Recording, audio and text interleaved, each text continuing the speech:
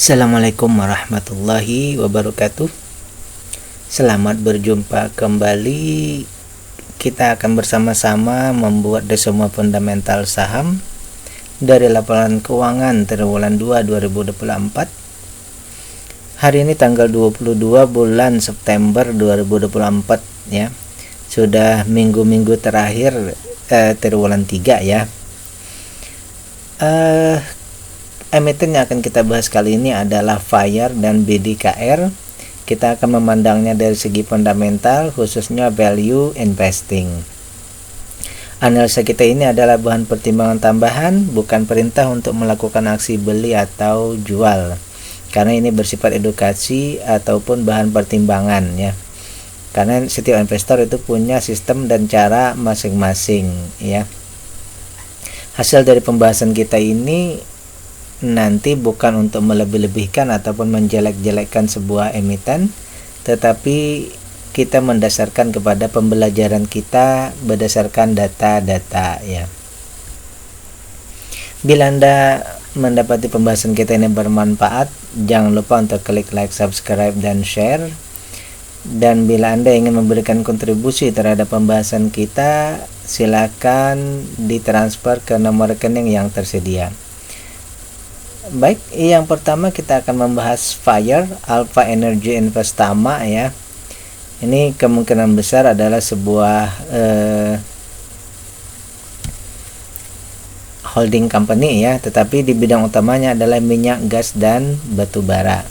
Kita punya satu data yaitu triwulan 2 2024. Yang pertama bahwa keuntungan di triwulan 2 ini adalah 13,59%. 13,59% ya. Kemudian dari segi harga dibandingkan dengan nilai perusahaan ya, ini harga sekarang ini ada diskonnya 33%. Jadi harga sekarang masih di bawah nilai perusahaannya. Kalau kita targetkan ke PBV 2, maka masih ada sekitar 196% ataupun hampir 2 bagger ya. Hampir 2 bagger. Kemudian dari maksimal beli ya, harga sekarang ini baru 100-an dari maksimal 200-an, berarti ada diskon 50%, sehingga kesimpulan kita untuk valuasi ya, kalau beli sekarang kita ada diskon 50% dan ada kemungkinan untuk bagger ke 200%. Kemudian untuk konfirmatornya di dividen, ternyata perusahaan belum membagikan dividen, sehingga valuasinya murah tetapi dividennya tidak tersedia atau belum tersedia, sehingga mungkin kalau misalnya mau mengambil saham ini berarti lebih fokus kepada capital gain ya. Baik, itu yang kedua. Yang ketiga dari segi ketahanan perusahaan ya, ternyata dari segi ketahanan perusahaan ini perlu dicermati lebih jauh ya. Yang pertama di sini aset lancarnya ini di bawah ya. Aset lancarnya hanya 85%. Kemudian free cash flow-nya ya, bahwa free cash flow-nya di sini TTM ya, setahun terakhir ya, free cash flow-nya di setahun terakhir itu minus Rp4 atau setara dengan minus 2,72%. Jadi dari segi ketahanan perusahaan, plus lagi di sini bahwa hutang kepada vendor ataupun kepada penyedia barang ini sudah mendekati 100%. Sehingga kesimpulan awal kita untuk ketahanan perusahaan ini perlu dicermati, karena ketahanannya ini agak perlu dilihat lebih jauh lagi di triwulan-triwulan berikutnya. Kemudian dari segi kepengendalian perusahaan, semua sahamnya ada di bursa dan yang ada di masyarakat ini retail yang ada di retail ini 48%. Ini sudah sangat mendekati sekali dengan 50-50. Jadi di sini kalau menurut saya pengendali bukan retail, tetapi kepemilikannya sudah mendekati ataupun sudah berada di area yang sangat awas sekali ya. Sehingga dapat kita simpulkan untuk perusahaan ini ya. Yang pertama ini dari segi keuntungan tadi 13% sudah memenuhi kriteria, kemudian IPS-nya memenuhi kriteria ya. Dari segi valuasi ini bagus semua ya. Kemudian yang berikutnya ini yang kita perlu perhatikan, yang pertama ini adalah free cash flow-nya ya. Free cash flow-nya setahun terakhir ini minus, disetahunkan ini minus. Yang kedua, aset lancarnya juga kurang ya. Yang ketiga, di sini hutang terhadap vendor sudah mendekati ya, mendekati ke 100, itu termasuk perlu dicek terus ya. Dan yang terakhir tadi retailnya atau non workout-nya harus di bawah 48%. Jadi untuk perusahaan Fire ini untuk Fire ini ada banyak hal yang perlu kita tunggu ke depannya ya. Sekali lagi bahwa untuk saham Fire ini kita menunggu banyak hal di triwulan berikutnya. Pembahasan Fire ini kita bahas karena ada permintaan dari rekan kita ya untuk dibahaskan tentang Fire. Mudah-mudahan ini bisa dipahami tentang Fire ya. Berikutnya kita akan membahas yang kedua, BDKR, Berdikari Pondasi Perkasa. Ini bidangnya adalah konstruksi bangunan. Perusahaan ini punya untung 9% ya. Sudah mendekati ke 10%, tapi masih di bawah 10%. Yang kedua, IPS-nya 15, berarti sudah lebih dari Rp10. Kemudian juga di sini bahwa kita akan melihat ke valuasinya. Yang pertama ya, harga sekarang 875, kemudian nilai perusahaannya 167.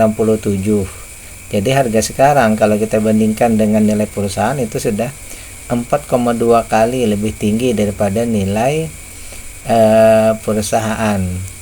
Dengan maksimal target kita di PBV2 itu berarti 336 ya. Jadi harga sekarang ini sudah jauh di atas dari nilai target buku kita ya, target nilai bukunya ya. Berarti untuk Bagger ya, secara perhitungan kita untuk Bagger ini agak sulit yang terbaca seperti itu ya. Yang kedua, dari segi maksimal beli ya, ini hanya di 155. Harga sekarang kan 800-an, berarti kita tidak mendapatkan diskon, tapi kita harus menambah ya, menambah permodalan dari yang seharusnya 155, kita bayar 875, berarti ya itu 4,6 kali lebih mahal kalau kita beli ya. Sehingga untuk valuasi perusahaan ini kalau kita beli sekarang, kita harus menambah modal, menambah ya dari yang seharusnya kita tambah lagi. Dan untuk proyeksi Bagger itu sudah terlewati istilahnya, walaupun bisa cuma agak sulit ya. Kemudian dari segi keuntungan tadi hanya 9%, berarti ya kalau menurut saya pribadi valuasinya yang mahal ini bukan karena untung besar, tapi valuasinya ini karena mungkin harganya yang tidak berbanding selaras dengan nilai perusahaannya. Yang kedua, perusahaan sudah bagus ya, membagikan dividen 29,41, anggaplah ini 30% ya. dengan proyeksi Rp4,57 atau setara dengan 0,52%. Berarti dividen yieldnya termasuk kecil ya. Dividen yieldnya termasuk kecil. Baik, selanjutnya kita lihat dari segi ketahanan perusahaan.